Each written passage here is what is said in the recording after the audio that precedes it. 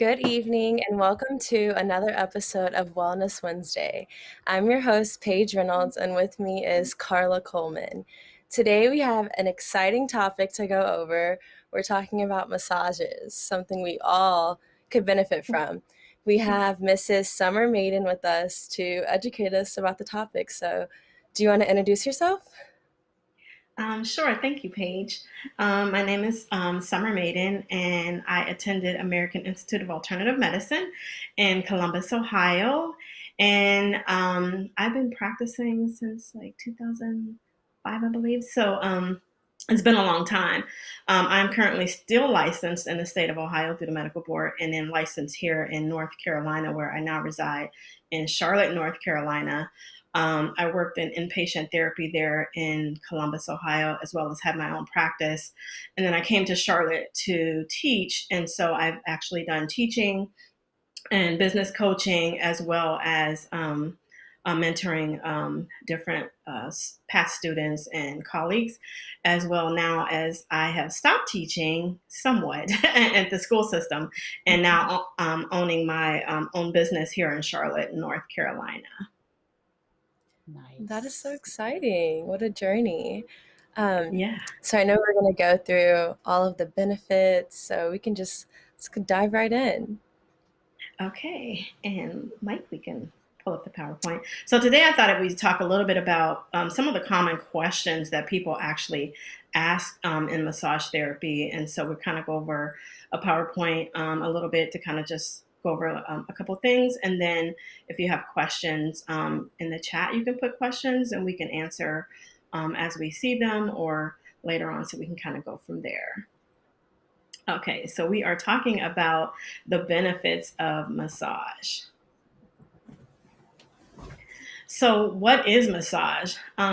Massage is what we call the manipulation of body soft tissue. So, our muscles, our fascia, bones, all of those things are what we consider soft tissue. So, we do have the capability of doing some manipulation when we have a little bit of tightness, scar tissue, things like that. We can kind of get more into that, but that is basically what it is, the manipulation of the skin and soft tissue. Some of the common techniques are applied with our hands, of course, fingers, elbows, knees, forearms, feet, or sometimes a device like a vibratory device or something that maybe has like some kind of motion to it that have like a little kneading and things like that. So as we all know, sometimes people have a handheld device that they can actually use. But most commonly, we do use our hands, fingers, and forearms. There are different type of modalities where people sometimes use their feet as well. It's not as common, but ashiatsu. So if you go to that type of massage, they will use their feet as well. And so the purpose of massage is generally for the treatment of stress on the body and pain. So pain management is a huge thing, and stress is very huge for massage. And one of the things that when we do that, we're bringing back balance, what we call homeostasis, back in balance with the body. So the body is always trying to be back in balance. So even in our cells, one thing helps out another thing, and this helps out that. So God created us to always be in balance. So I thought that that was pretty fascinating when I was studying the body, just how much when they say he breathed his breath into the body, that it actually was created for balance. And so it's always been fascinating to me just to kind of learn and understand. Okay, and we can go to the next slide. So one of the questions a lot of people ask is actually, how do you choose your therapist? So of course, I'm not the only therapist, but this was a picture that I was featured in an article here, so I kind of use that through there. But just to kind of identify your goals, a lot of times people say, well, I just want to go relax, but people don't know that you can do more than just relax. So identify what is it that you want to see a massage therapist for, and your health status. For your session. So understanding like, sometimes some doctors may send you, a dentist may send you, just kind of understand what you want to achieve. So if you're having pain, helping them understand what kind of pain you're going through, whether it's like some burning pain, if I'm having some discomfort, tension, anything like that, just kind of understanding your goals. Um, The other thing you can do is gather names from someone that you know. Basically, word of mouth is the best way to find a therapist. I would say, ask someone who maybe particularly goes more often, or if you know, hey, have you ever been? Do you recommend somebody? That's always the best way. And then consider your comfort preference. Decide whether you want a male or female. That's always the biggest thing. And unfortunately, sometimes males have a hard time in this area. But there are some really good male massage therapists out there. But you definitely want to make sure that you kind of talk to someone when you're kind of looking for who and the type of background that you're looking for. You can also schedule a phone call or a consult to see if you're comfortable with the therapist. I get a lot of calls like all day long and people talk. And I've had people say, well, after talking to you, I'm more comfortable. Go ahead and coming in or booking that appointment. So you want to make sure that you are comfortable with the therapist. And if a phone call doesn't work or you can't quite get that therapist on the phone, you can always make a consultation. You can make a consultation to come in and talk about, your anything that's going on with your health and kind of see if that therapist fit with the type of modalities that they have learned or their background to see if it actually fits what you're looking for. And then lastly, you can find out logistics of background and cost to see if it fits your budget. I get a lot of times people will ask, well, how much is it? So the more seasoned, you kind of see a little higher costly cost to it, as well as their background, their education, and what they're able to do. Some people prefer franchises where you just kind of just go in and come and monthly fees, or some people prefer more private. Most of my clients have been people who have had a lot of medical things because that is my background, as well as more of a private session to be able to take the time that they need versus just kind of getting in and out in 50 minutes. Yeah. Next. So here's some questions that you can actually ask your therapist. The types of massage that they perform. So that would be the modalities that they actually perform. Mostly people know about Swedish. We'll talk about that. But basically, you just kind of want to find out what type of massage they actually perform. You can ask about their education and their background and years in practice.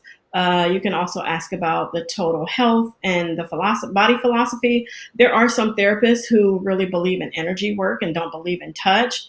Some people believe in, lightly touch. It just depends. There's a lot of energetic things that kind of go along with who that therapist is, what their beliefs are.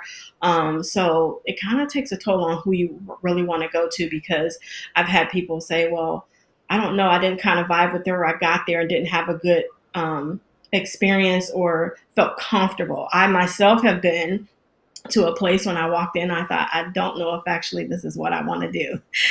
So it you can just kind of find out what they believe in and how they feel about the body and everything. Sorry, my earpieces keep coming out.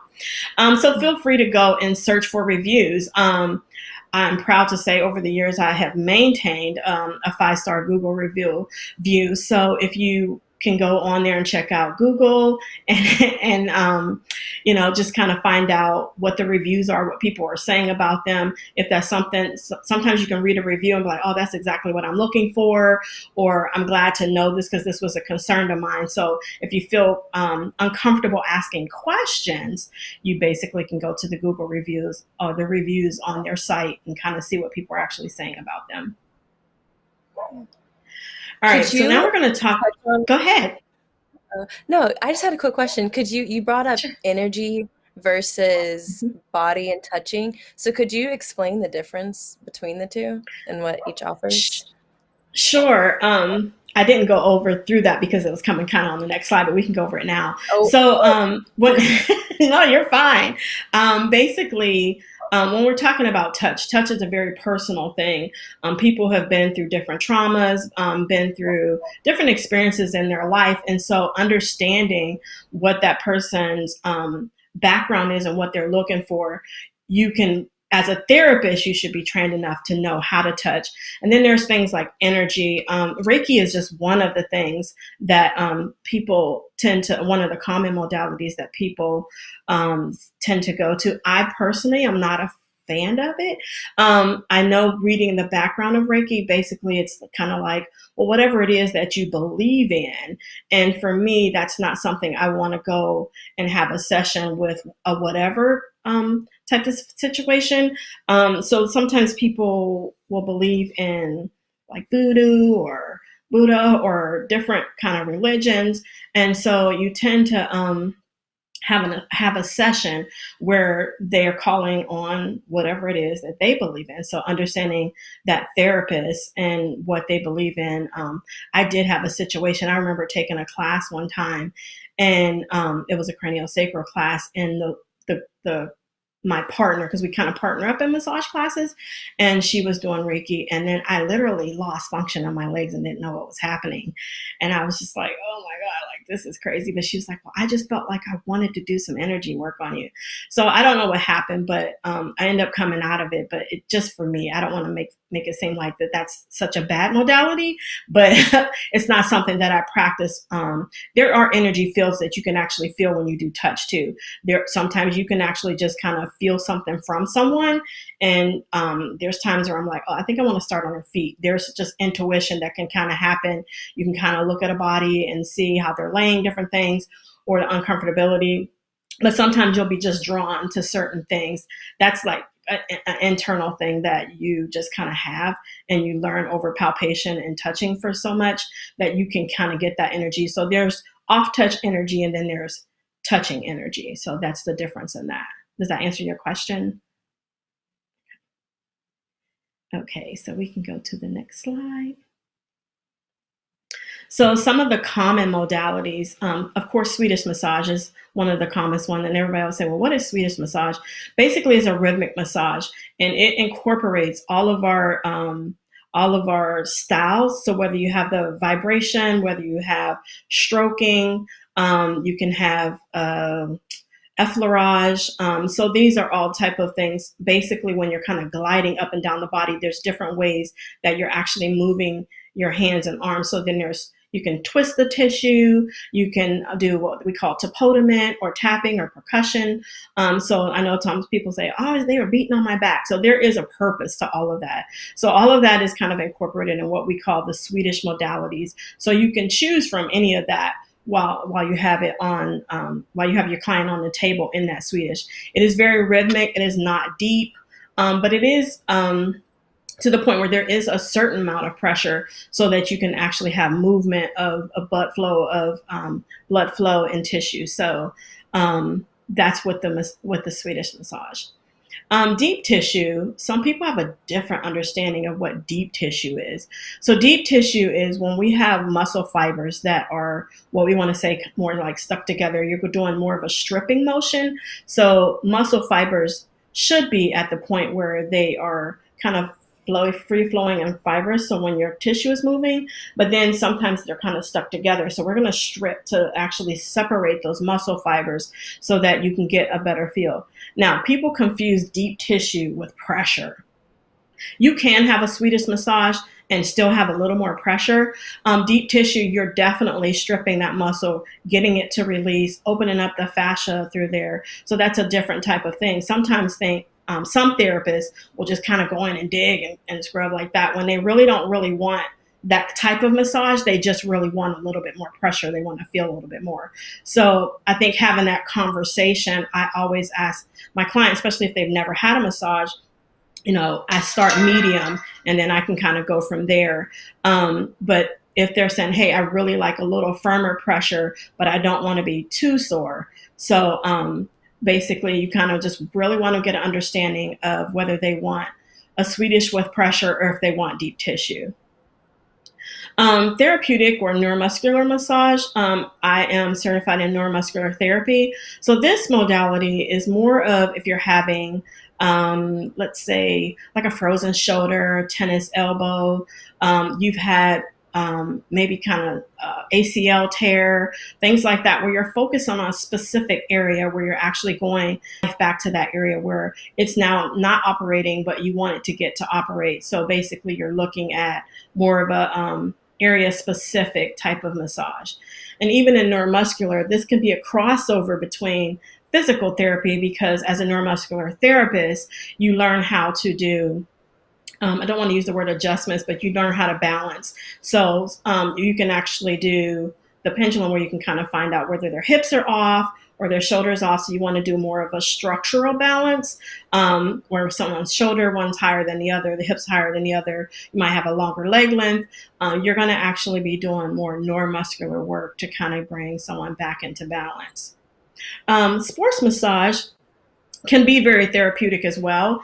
That requires a lot of stretching. So a lot of times there's a pre and post type of massage when you're doing sports. So a therapist who is certified in sports massage will know what to do before an event, what not to do, kind of how far to take you, as well as afterwards. Then there's a recovery sports massage where you're actually recovering from the type of sport you did. I did a triathlon one time, working that, and when they come off of there, they're really spastic. So you want to kind of get the body to calm down a little bit.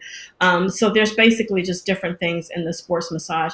So when you go and meet with the therapist, you can basically let them know if you're actually involved in a sport, if you're doing a run, or things like that, and get you prepared for your run. Get you prepared for. I've seen a few people that were at the Arnold Classic, before the Arnold, and then afterwards. That was very interesting as well. So just looking at the sports, lymph drainage. This is a modality that's a very light modality. Everyone kind of wants to, oh, I want to try the lymphatic massage, and they're thinking it's very deep. Your lymphatic system follows your cardiac system, and it's right underneath the skin. So it is not a deep massage at all. You see most of this when you are doing detoxing. If you're like kind of going through a program where you're kind of working out and you want to do a detox and you're doing a cleanse, you can do a lymphatic drainage massage. It helps take any excess fluid that's outside of the system and put it in the system. So it's like your waste system. It's picking up everything, helping clean the liver, and the spleen is a part of that system. I do a lot of lymphatic drainage right now. That's pretty primarily what I'm doing currently, post-surgery work. I see a lot of people who have been through either any kind of surgeries, cancers, or if you've had like osteo or sports injury and you get build up with fluid. So basically, I do a lot of lymph drainage to kind of help take that fluid off of there, fluid in the knee, pregnancy, massage when you have fluid buildup from your legs, from being on your feet. You're going to do lymphatic drainage for that type of massage. So any kind of excess fluid, that's what you're looking at. And then lymphatic drainage branches off into something called lymphedema. So the lymphedema is what you call when you see the elephant leg. It's an actual disorder that you can't get rid of. Knowing that the therapists know how to do that, not just know how to do lymph drainage, because that takes a special training to go into the lymphedema type of world. A lot of times you will see your nurses in hospital who are specialized in lymphedema massage for that one. Craniosacral. Craniosacral is more of a light touch. It's still hands-on, but it is more of balancing out your cerebral spinal fluid, making sure that flow from the brain all the way down to the spine is actually in a rhythmic. Sometimes people can get out of a rhythmic synchronization through there, where a lot of times that can happen due to trauma. We're looking at car accidents or different flows, things like that. Sometimes you can kind of get a shift, and it can slow your rhythm or speed it up. So the craniosacral, when you're having headaches, I did a lot of craniosacral in the hospital as well. When you have like your lower back, you can actually release your sacral area, as well as doing cranial work for infants when they having either cradle cap or brachycephalic type stuff. So craniosacral is a lot of different modalities. It's dealing with the fascia and the trains inside of the brain and the spinal fluid. Hot stone, we can use hot stone to have with heat to help the tissue. So with the hot stones, you will actually heat up the stones and use it as a replacement of your hands. So the stones are in your hand, kind of going up and down with the heat to actually soften and heat up the tissue. Aromatherapy. Aromatherapy, kind of all know what that is, with different type of aromas. And that's a whole nother thing to touch on as well, with the aromatherapy, from peppermint to help with nausea. You can use frankincense, all different types. I mean, that's a whole nother world in aromatherapy to deal with anything. And aromatherapy specialists can help you and put together blends for whatever it is that you're looking for, far as an aromatherapy massage. And then we talked a little bit already about the non-touch with the Reiki, so I feel like we've already went over that. Any questions on modalities, or do we want to go further? Yeah, we just have some questions in general. So, how Okay. often should you get a massage?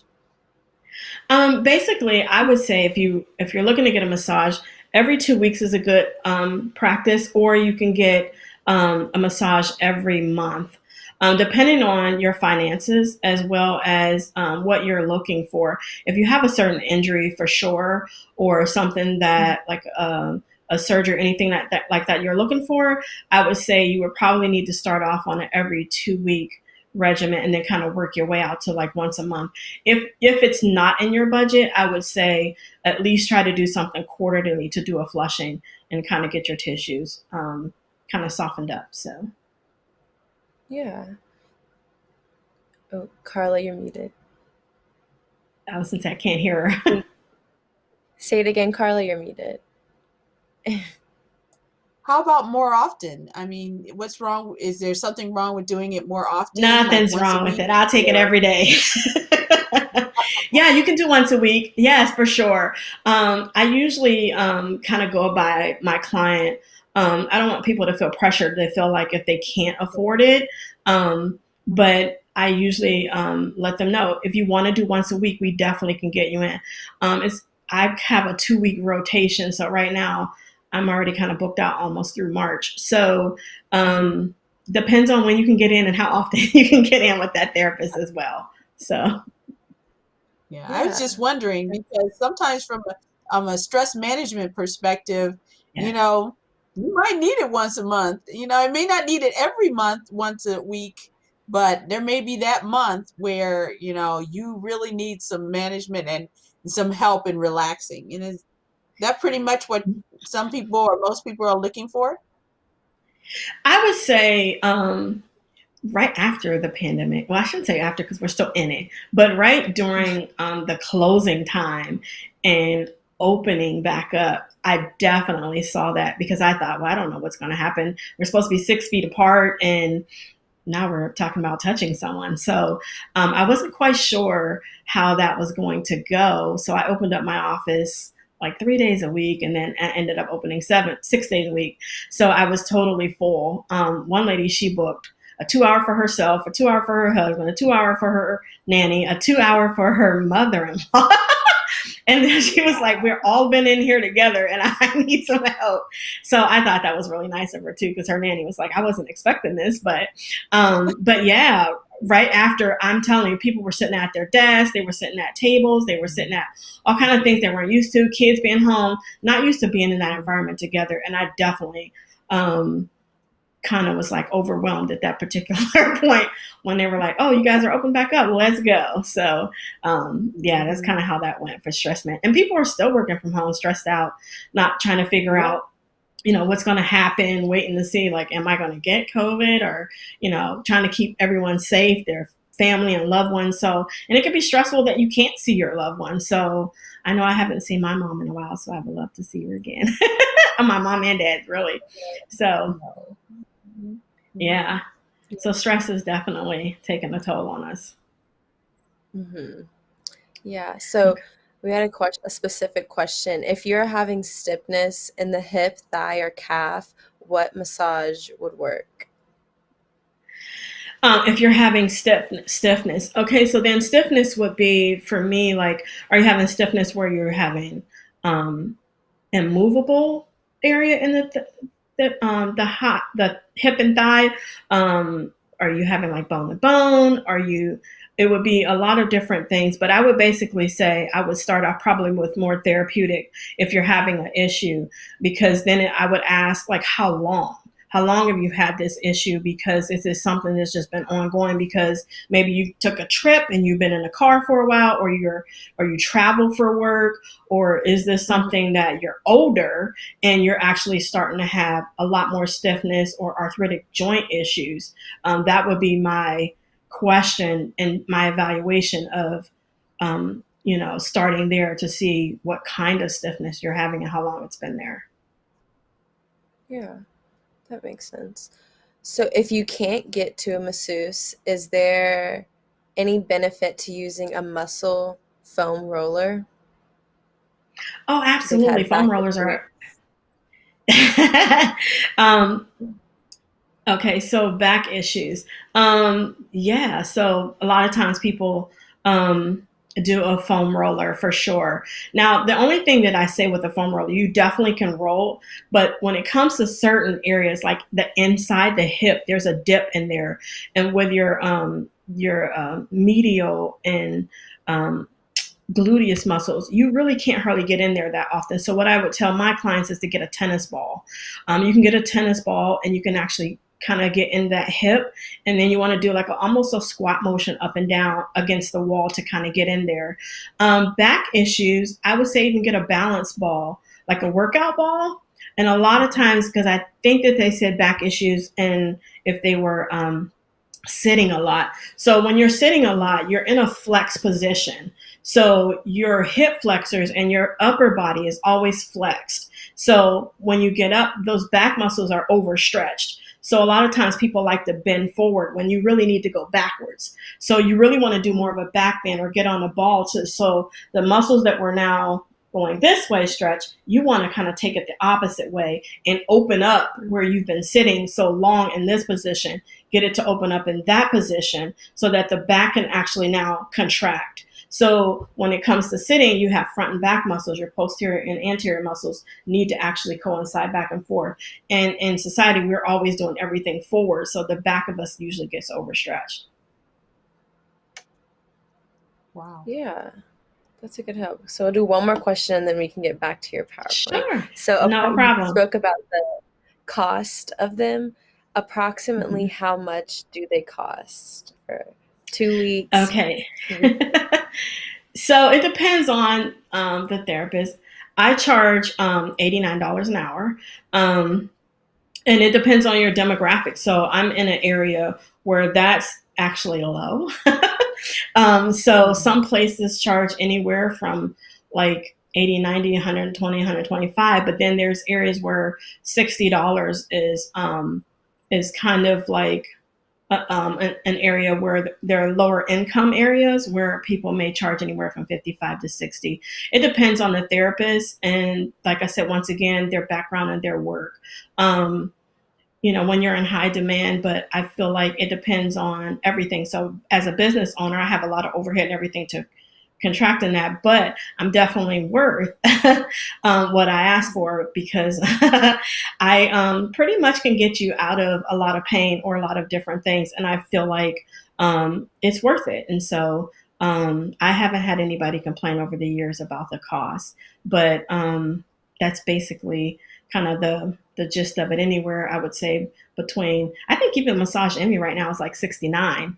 So and most of the time when you're at a franchise place, not to knock it, you get a lot of students. I know a lot of my students, they come in and they recruit. So most of the time they usually get a lot of students or people fresh out of school at franchises and places. And then if they decide to grow themselves, they will usually move on. I've never worked. I came right out of school, like hitting the ground. Like I loved it.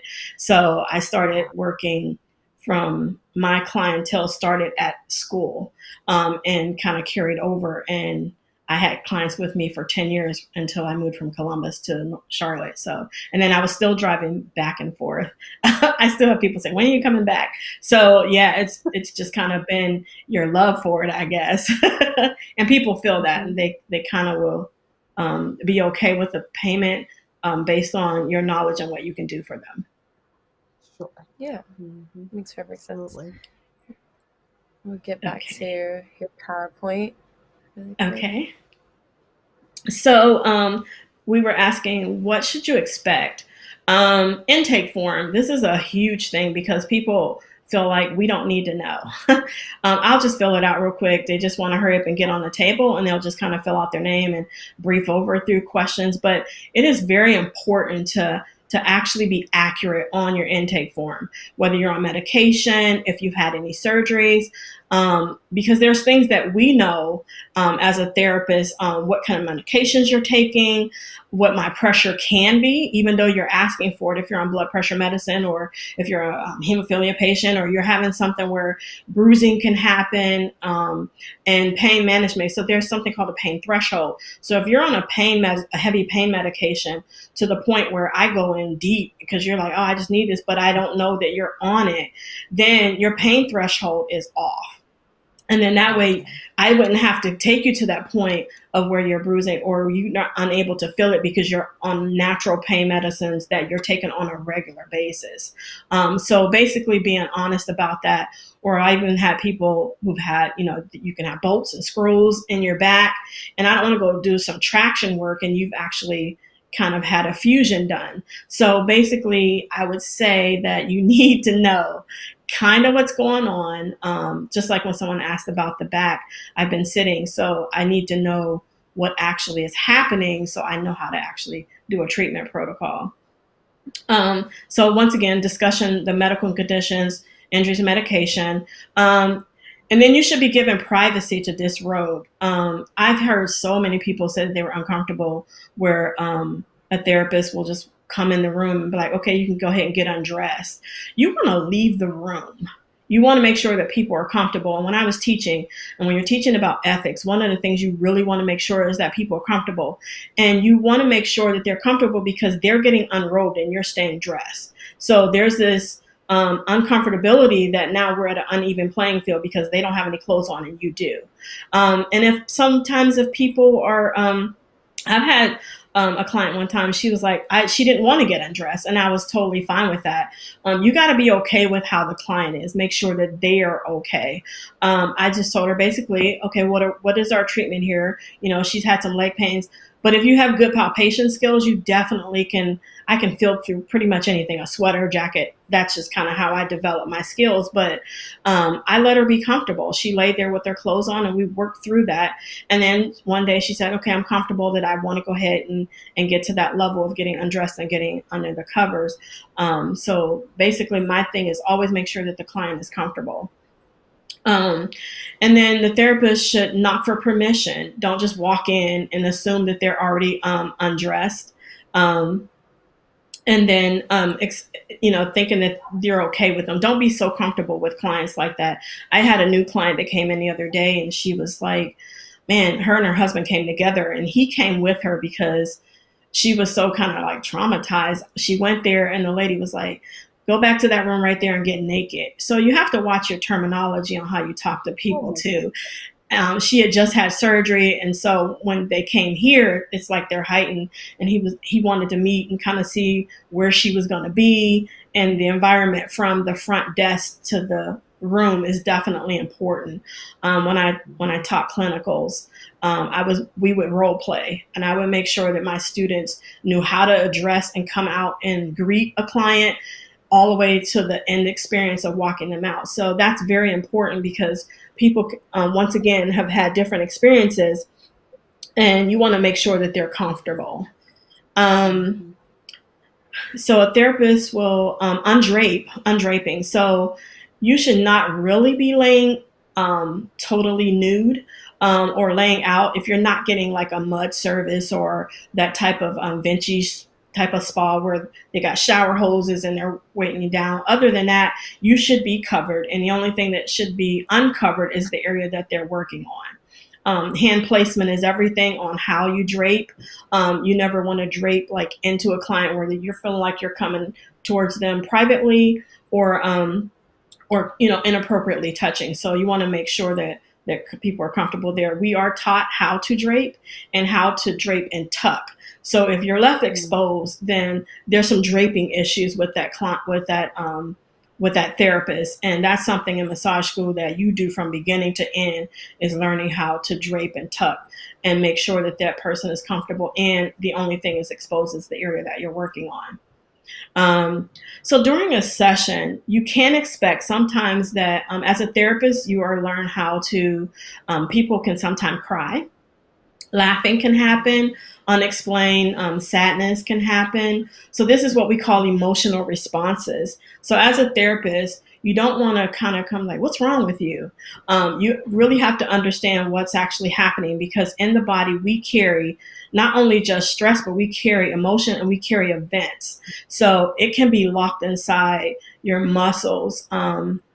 Sometimes people will be like, I don't even know why I'm talking to you about this. It could just happen where you're working on a neck. I had one lady one time, I was working on her neck, and she was so, I mean, she was so stiff. And I was thinking, oh my gosh, like, I don't even know how she's even moving.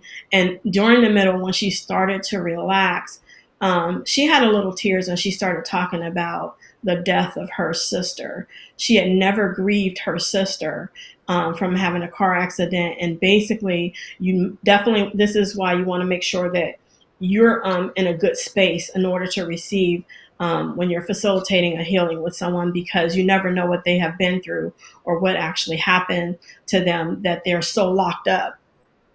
So basically, she was just kind of like, wow, this is so weird. I never dealt with it. And I just let her talk. You just let that person release it. And while you're releasing, you can kind of feel that the muscles relax. She'll start getting better flexibility, things like that. You don't have to force it or wait for someone to have that happen. When the body's ready and when that person is ready to let go of it, it can happen during massage time. So, okay. So it's almost like mental health. It's good for your mental health as Yeah, well, not it just your is. body. That's true. There is a mental component to it. Cognitive function actually can happen greater with massage as well. I see a lot of executives sometimes will come in and just kind of be like, okay, I need a break. I remember a lady coming in, it's like, even chair massages, don't even think that just because there are a few minutes that they can't be effective. Here at the hospital, when I first got started to kind of get my name out here, I went to Atrium Health and did chair massages, and one lady was like, I'm just having a hard time. I just came in just to take a break. And I said, well, okay, well, what's going on? She's like, I just cannot, like, kind of get my thoughts together. And I said, all right, well, let's do that. So me knowing that she needed to get her thoughts together helped me even articulate how I wanted to do her chair massage.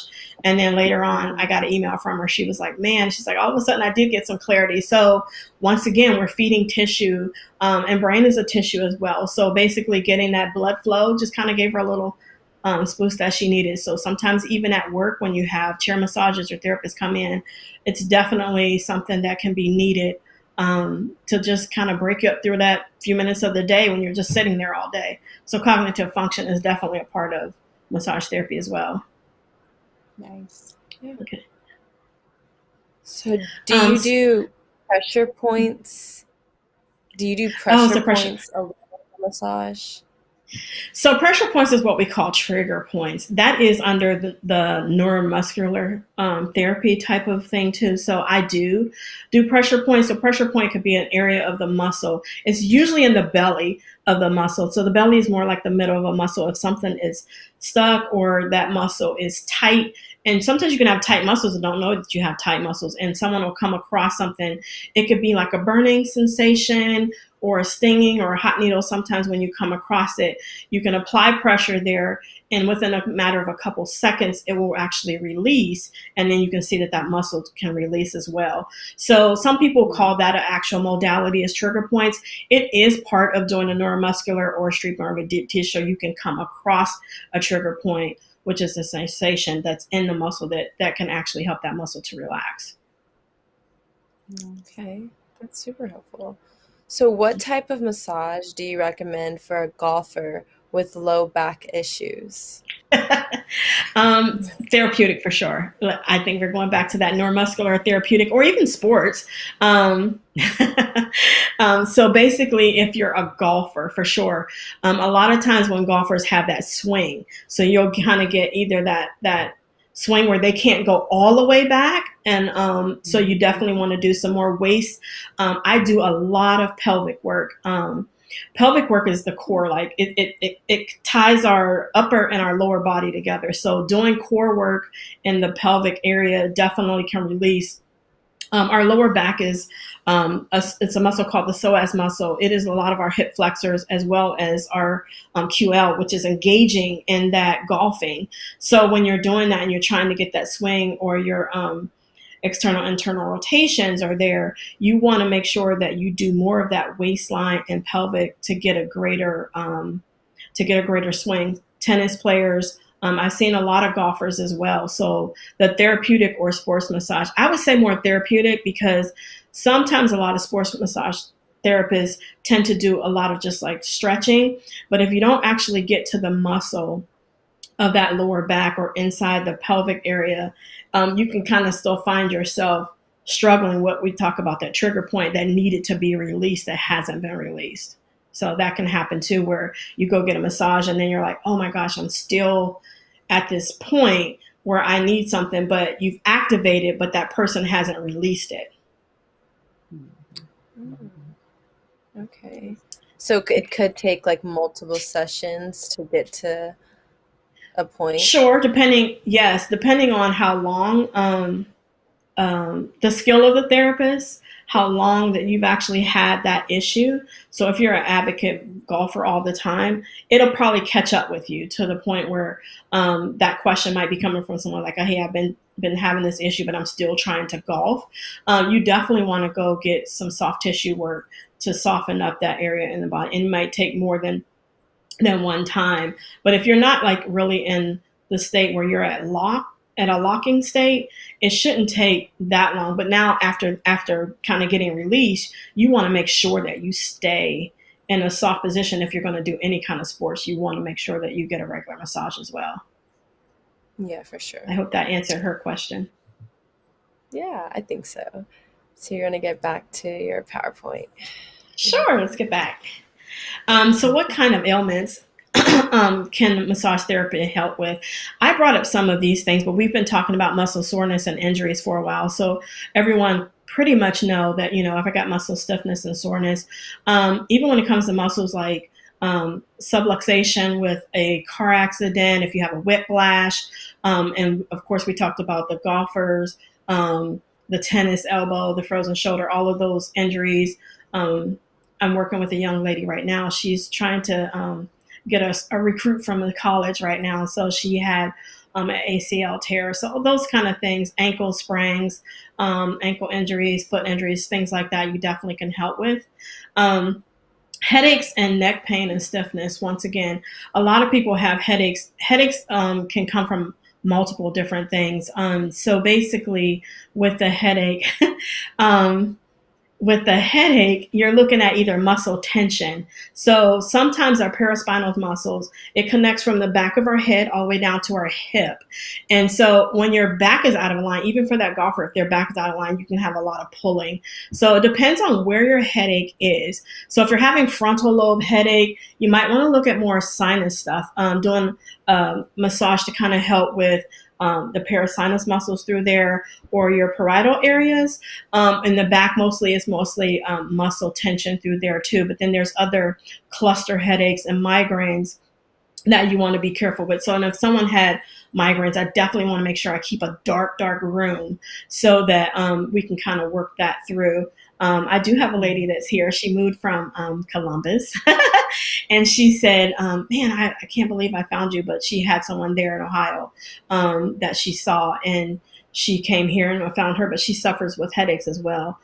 Speaking of transferring from one state to another, different states test differently. In Ohio, I would have to say is like one of the greater states that actually practice medically. So not all states practice that way. So it depends on where you're at and what kind of therapist that you have, whether they've actually taken their education to another level or, so Ohio definitely have set me up when I went to school there and taken the medical boards to be able to facilitate a lot of these things and issues that people have. So it gave me an edge on coming here, which is why the school basically said that they recruited me as well, was because of my background. So I'm grateful for that. So we talked about frozen shoulder and everything. Constipation. People do not know that you can actually get a massage for constipation. We do it a lot with infants. I am an infant and NICU certified therapist. So when you have constipation, yes. So we would work on the babies and infants for them having a little constipation or colicky. You definitely can work on the abdominal area. But even as an adult, a lot of rehab will have you to come in and do massages on the belly for people who are even in rehab, or if they're paraplegic and they can't walk. But also, you can do it at home. So basically, you clockwise circular motions can actually help with constipation or moving any kind of fecal matter if you're really having a hard time going to the restroom. Arthritis is one. There are plenty of studies out there for arthritic tissue. So when you get inflammation in your joints and different tissue, arthritis becomes very hardening. So you definitely want to make sure. I would recommend anybody with arthritis a 2-week regimen or once a month regimen is definitely needed to make sure that your tissue stays soft, as it is naturally hardening from arthritic tissue. So that's another thing.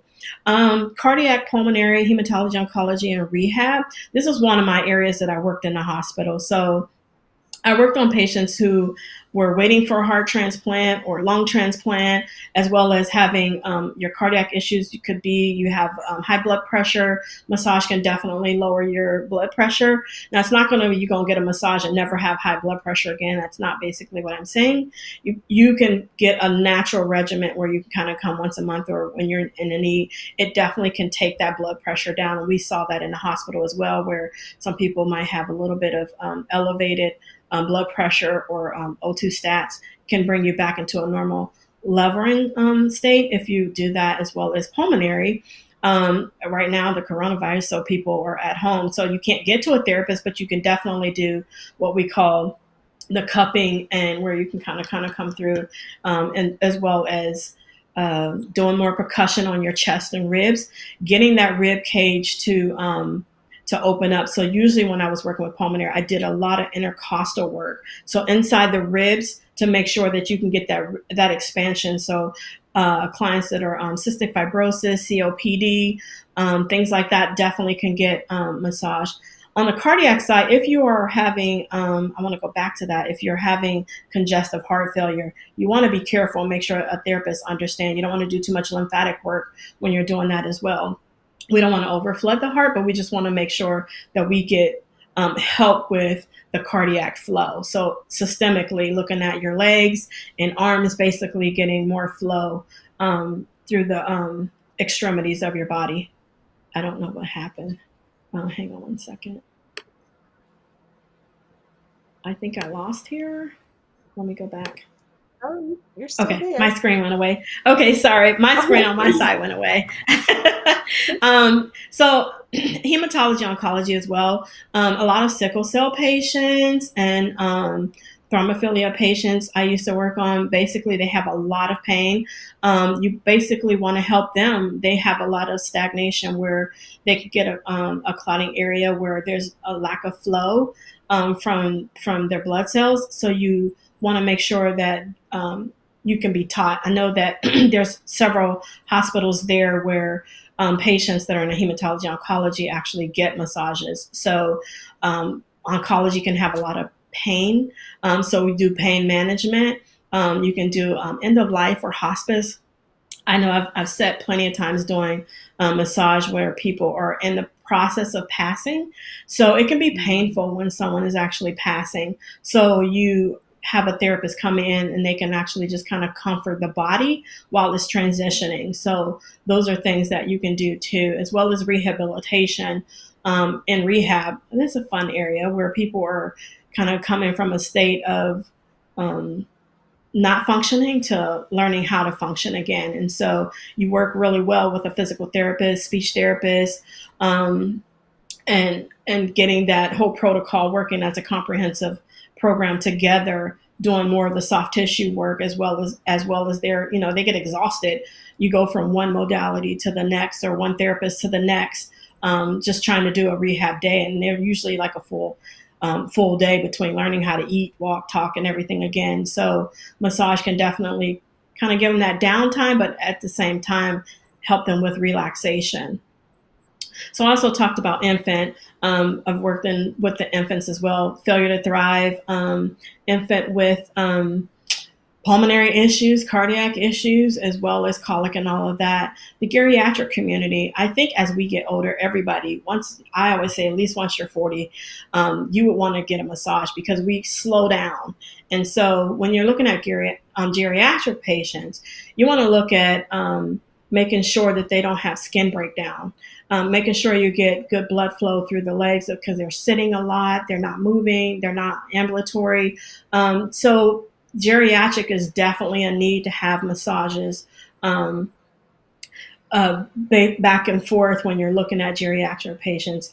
I think the nursing homes definitely need an on staff for that because your loved ones definitely can get breakdown. And then we're looking at bed sores and things like that. So we used to go in when they did bedsore rounds. We would make sure that was part of our protocol. We came in if someone was basically in the bed for a long time, we got called in to do massages to make sure that there was no skin breakdown as preventative for that. Neuropathy, we look at a lot of that with diabetics and doing neuropathy stroking. Sometimes the nerve endings get so sensitive that you can't touch it, but doing some light nerve stroking can actually reintroduce touch back to those areas, especially in the feet and in the legs and things like that. So, or you can, I've had people that have had neuropathy through the stomach area or even the pelvic area where they've had trauma. That can sometimes happen with people who have been raped and different things like that. So where they have some really bad nerve pain coming through there. So that's another area that you want to look at. And I want to go, sorry, I lost my screen again. There we go. Okay. And pregnancy. So pregnancy is big with massage. When you're looking for pregnancy, I'm a firm believer. I did women's health for a long time. I'm a firm believer in when you're pregnant early on, maybe after you kind of come into your second trimester, one of the things that happen during pregnancy is that your pelvic girdle tends to open up or your hips start to spread. So preparing for the baby is a good thing to actually get your legs done, to get your pelvic lower back. So a lot of times women get that lower back pain or lordosis because the pelvic is shifting and the baby's growing inside. So when you're looking at pregnancy, keeping those tissues soft, not waiting until like you're really at that point where I can't hardly walk anymore, my back is hurting really bad. But when you're getting it during your pregnancy, it helps that when it's time for contraction, your muscles have been used to being loose, and then the Pitocin doesn't cause as much pain when it's time for the contraction to happen. So that's a really good thing to basically just start second trimester and go straight through getting your pregnancy massage. Scar tissue, that's basically when you've had an incision or you've had a buildup from a surgery. So once again, I do a lot of surgeries, so I see a lot of scar tissue work. So our fascia is a sheath that wraps around the muscle. And once we cut through that, it's really soft and pliable if it's never been cut. But once it's cut, it has the capacity to have some density to it as it heals. So we go in and soften that tissue up. So sometimes people will say, man, I have a scar, but it's so thick, or I feel some tension. And it can actually become debilitating sometimes where that structure is caught onto something else. And then you don't have that ability to move and be flexible with the tissue and the skin. Some dentists use massage therapists as well. It's not my favorite thing to do intraoral work, but if a dentist gives you a script, you definitely can. In some states, you have to have a script in order to see dental work, but you go inside the mouth and do TMJ work. You can do craniosacral work, works really well here, where you can actually go in and help reduce and relax the jaw, your masseter muscles inside, so that you can basically let that jaw loose, or even if it's too tight underneath through here, you want to relax it so that jaw won't have that clicking sound and kind of be released through dental.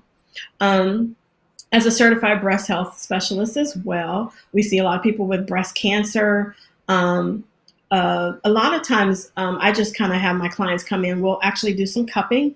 And I haven't talked about cupping, but we can do cupping on the breast. So I'll put cups on the breast and let the breast just kind of pump a little bit. And I'll kind of relax the head and neck. And then we'll go in and actually do work on the breast. As women, we wear a lot of underwire bras, which cause a lack of flow into the breast for our lymphatic system, or even, they're just always in something and held tight. So basically, we don't get that flow through the breast tissue. So massaging your breast and learning how to massage your breast is something that we all should be doing on a regular basis, kind of manipulating and massaging our breast so that we can get that lymphatic flow in the breast community. And working with breast cancer with Susan B. Komen, that's one of the things that they're kind of seeing, is that there is no flow into the breast as far as our lymphatic and blood flow. And what happens even in tight muscles is when the muscles are tight or when things are tight, the blood flow goes around it and not through it. So we want to make sure that all of our tissue is getting a healthy blood flow. Okay. Any questions so far? Or you want to go to the next? Okay. All right, so we'll go to what to expect after a massage. Drinking plenty of water. So after everything we've done, if you've had tight muscles, sore muscles, you definitely want to drink plenty of water to make sure you flush out any toxins. The soreness can happen because you have physically been manipulated. So you can run and walk and everything like that, but we have now manipulated tissue that hasn't been physically manipulated. So soreness can happen. Tired and sluggishness. Flu-like symptoms that'll come if you're very toxic, or sometimes you get on the table and you're like, oh man, like if somebody's really flushed you out a lot, it can almost get up and feel like you caught a cold or got the flu, or you're feeling kind of stuffy. That can kind of happen. Drinking plenty of water in a couple hours, that should kind of dissipate for you. Energetic. I'm the opposite. Where people get sleepy, I get energetic. So I like my massages in the morning. So basically, you can get energetic where you kind of like, okay, I got my massage early. I'm ready for my day. Got my blood flowing and I'm good. Sometimes you can be nausea. Nausea can come from, once again, that sluggishness, toxin. You can be dizzy. And then you can have what we call cutaneous hyperemia, which is like a flushed or warm skin. So the capillary, so when we massage, it goes down to like the capillary area where they are actually, because they were manipulated, it will cause like a warmness or redness to the tissue. And that can cause that warmness or really cause you to be red after a massage sometimes. So that is the last of the presentation of what I had. I tried to give a basic overall to see if the main questions that people would ask. So I hope that everybody has been able to learn something. And if we have any questions, I'm ready for that. Any more questions? Yeah. I think that was great information for the basics. We do have a question. What type of massage is good for bad knees? Bad knees, we're still looking at area specific. So I would definitely say therapeutic again. Once again, I would ask, are your knees going bad? Like the age level of the person. Are your knees going bad because you were a runner? Or your knees going bad because you're a gymnast? You see runners and gymnasts and people who are on their feet like that later on in life have a lot of knee issues and problems. So I would say more of a therapeutic neuromuscular type of approach. Doing more fascial stretching through there. Or if you're dealing with, when you say bad knees, sometimes people get fluid buildup in the knees. So I would go to the area if you have a lot of fluid buildup and you get swelling in the knees, then I would tend to go to the lymphatic drainage part of that, where you can kind of keep that blood flowing. So in the back of the knee, there's a watershed there where sometimes it settles in the back of the knee and you're getting flow up through the leg part, but not up through the thigh area. And the knee can be blocking that if you're having some knee issues as well. Okay. So do you feel comfortable referring people to a provider in Columbus? Oh, wow. Since I left, I know that was one of the things I was having an issue with. And there's so many great therapists, right? But what I have done is, if people reach out to me, and you definitely can reach out to me on my website and send me a message, I do research based on what they're asking me for and try to find the best therapist for them. So at this moment, it's been a minute because I used to refer people to someone who was like my business partner there, and she has stopped doing massage.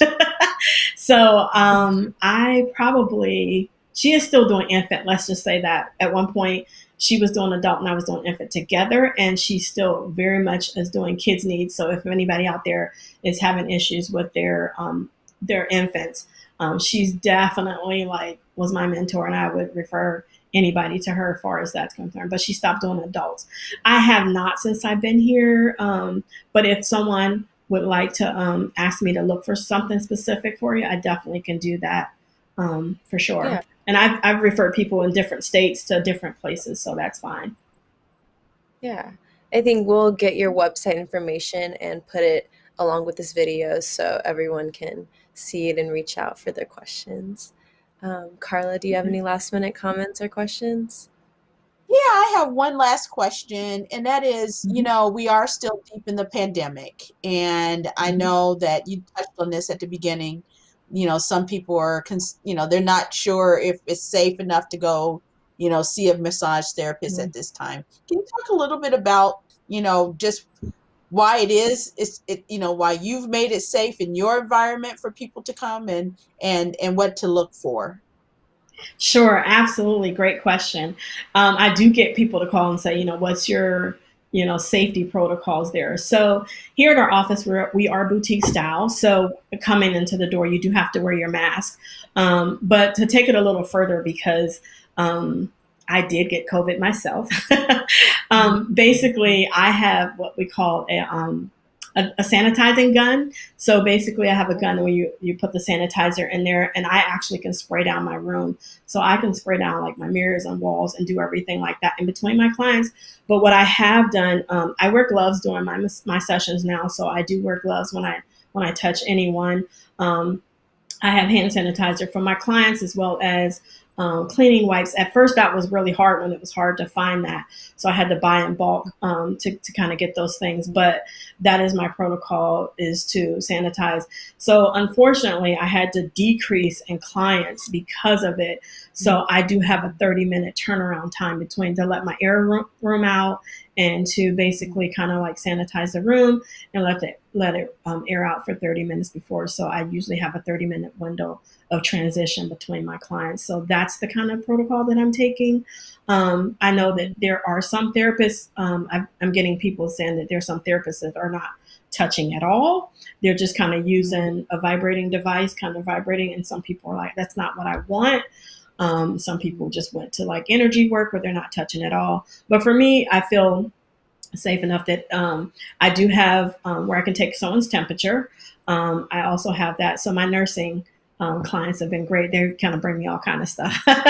So basically just checking temperatures, using the sanitizing gun. Actually, one of my clients works for a cleaning company, and she brought me a whole gallon. She's like, "Hey, I thought you might need this." So she brought me a whole gallon of sanitizer that I can use. It has the UV light as well as the fogger that you can fog down the room. So I do have that. Mhm. Excellent.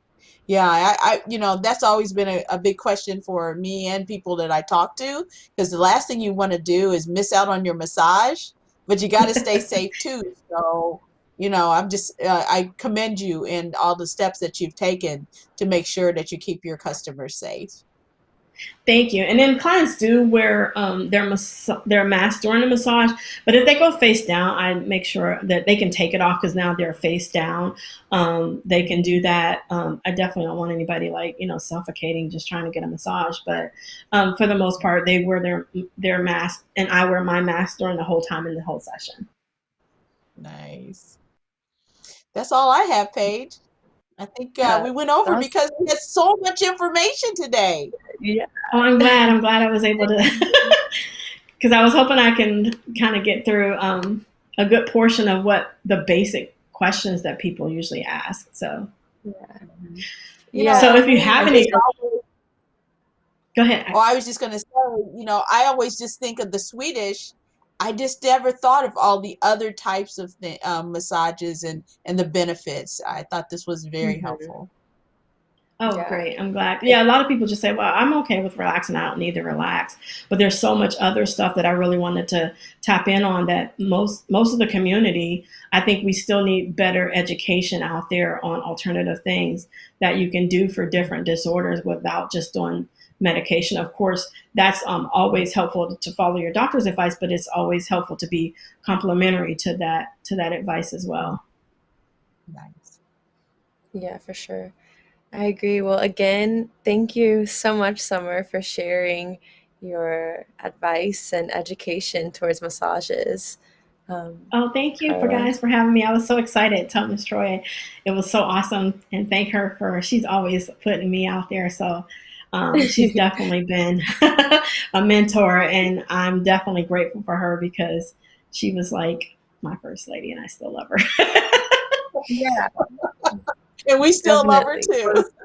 Yes, like I'm We just telling you, have like so many she's amazing. Mhm. We just have so Yeah. many talented people who have, been a part are a part of New Salem, and we're just blessed, blessed, Yes, blessed, blessed to have people for like you. sure. So thanks again. Thanks again. Thank So you're you. gonna Thank take you us guys out for having here? me. Thank you. You're gonna take us out, Yeah. Paige? Yeah, we'll get Summer's website and information on the Facebook page and everything so people can find you and reach out to you. Thank you everyone for viewing and staying with us today. Join us next week for another wonderful conversation of Wellness Wednesday. Have a great night and stay safe. Thank you guys.